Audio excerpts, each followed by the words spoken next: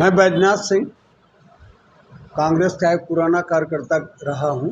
वर्तमान समय में हम लोग तृणमूल कांग्रेस का जो ये क्षेत्रीय कार्यालय है मैं उसका प्रभारी हूं। आज जिस तरह राहुल गांधी पर ईडी वाले ये जांच कर रहे हैं उस पर क्या कहना चाहेंगे? देखिए,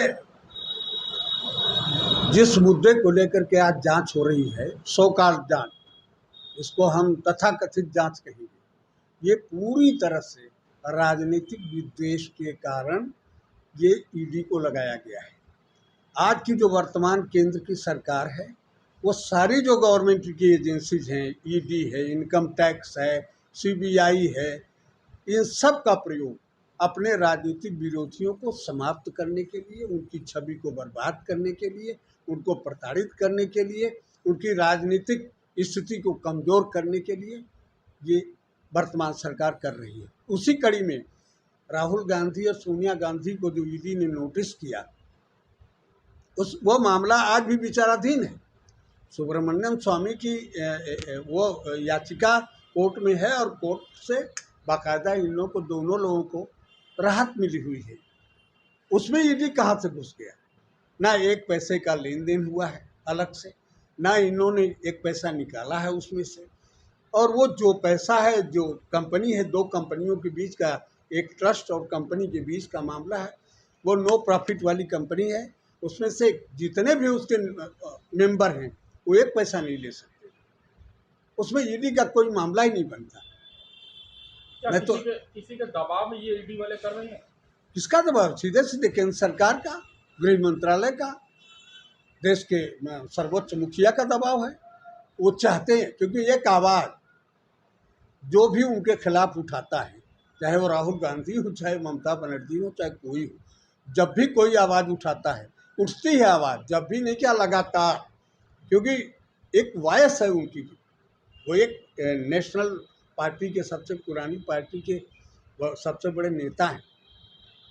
उनकी वॉइस जब भी उठती है तो इन लोगों को पीड़ा होती है। इन लोगों को विरोध बर्दाश्त नहीं है।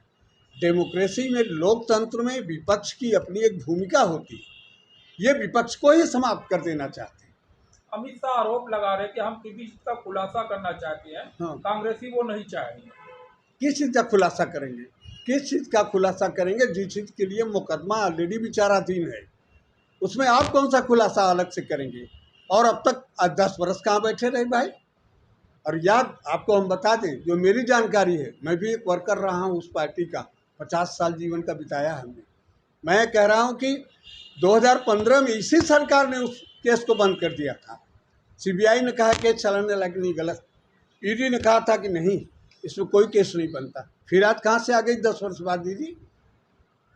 इसलिए आ गई कि अब ये कुछ विधानसभाओं के चुनाव हैं, 2024 का चुनाव आ रहा है, विपक्ष एक हो रहा है। अब कल ममता बनर्जी ने राष्ट्रपति चुनाव को लेकर के एक मीटिंग कॉल किया। मीटिंग कॉल हुई तो उनके घर सीबीआई कल पहुंच गई कलकत्ता में, उनके भाई की पत्नी से पूछताछ करने। सो कॉल कोयला घोटाला हो गया।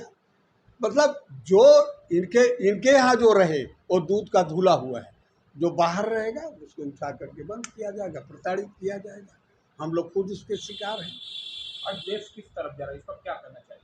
देश तो बहुत ही ख़राब स्थिति की तरफ जा रहा है। देश की आर्थिक व्यवस्था सबसे ख़राब है।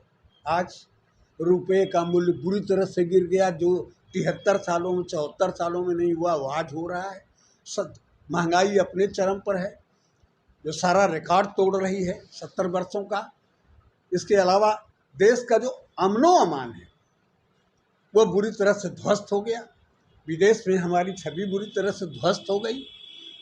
और यहाँ मेन मुद्दे से ध्यान हटाने के लिए केवल एक मुद्दा चलाया जा रहा है। आप देश, कोई भी देश हो, ये सिविल सोसाइटी का देश है, रूल ऑफ लॉ से चलता है, कानून का राज्य है। कहाँ है कानून का राज्य? जब अदालतों का काम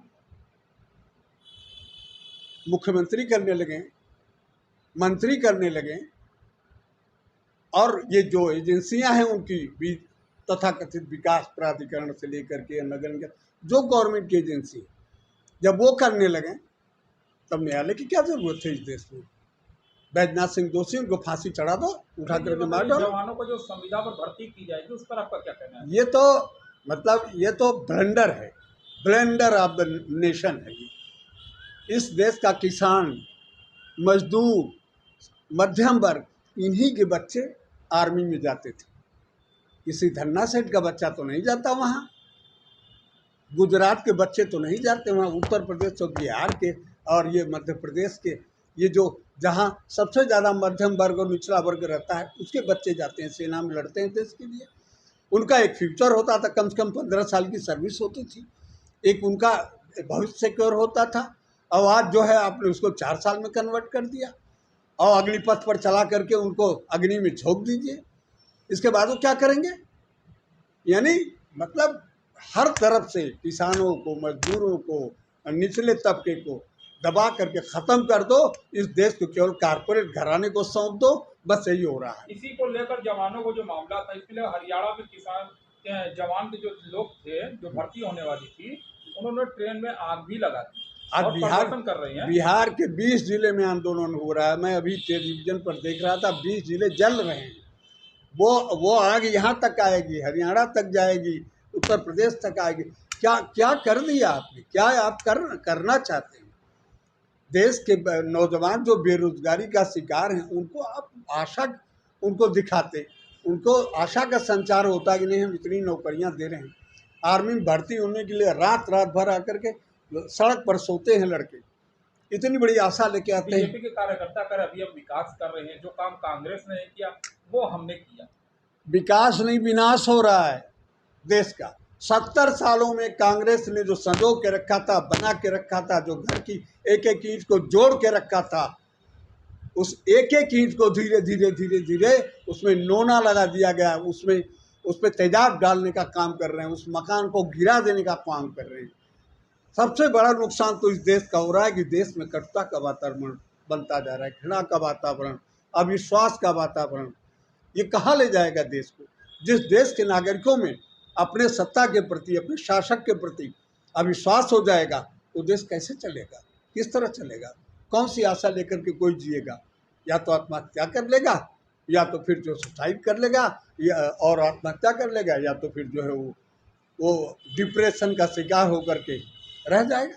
क्या करेगा वो, जब कोई भविष्य ही नहीं इस देश में सुरक्षित बचेगा?